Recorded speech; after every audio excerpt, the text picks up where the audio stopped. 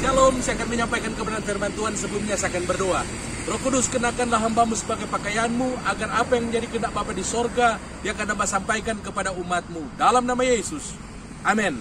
Firman Tuhan yang akan saya sampaikan terdapat di dalam 1 Samuel pasal yang ke-16 ayat yang ke-13.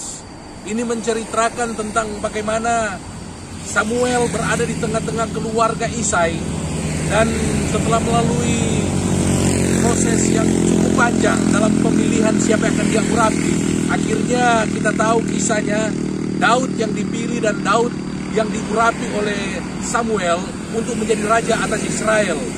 Dalam ayat yang ke-13 ini dikatakan, setelah Daud diurapi oleh Roh Kudus, maka berkuasalah Roh Tuhan atas Daud. Nah, saudara-saudara yang saya kasih dalam Tuhan kita Yesus Kristus, inilah kunci keberhasilan daripada Daud, di mana dia bisa menolong banyak orang yang terlilit utang piutang. Dia bisa menolong banyak orang yang kesusahan. Kita tahu kisahnya, bagaimana dia bisa mengampuni yang namanya Saul yang ingin membunuhnya. Bagaimana juga dia mau mengampuni orang yang mengutuki dia. Bagaimana dia mengasihi anak yang memberontak terhadap dia. Bagaimana Daud melakukan perkara-perkara yang ajaib. Bahkan dia menjadi raja atas Israel selama 40 tahun.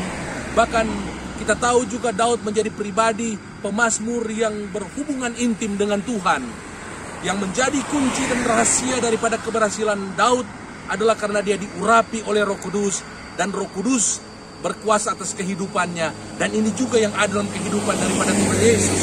Setelah dia diurapi oleh Roh Kudus, ketika dia dibaptis di Sungai Yordan dalam Lukas pasal yang ketiga, Lukas pasal 4 berkata, maka berkuasalah Roh Kudus atas dia dan penuhlah dia dengan Roh Kudus sehingga dia menang atas pencobaan, menang atas iblis, dan dia menjadi penolong, menjadi berkat bagi banyak orang, bahkan menjadi juru selamat bagi banyak orang.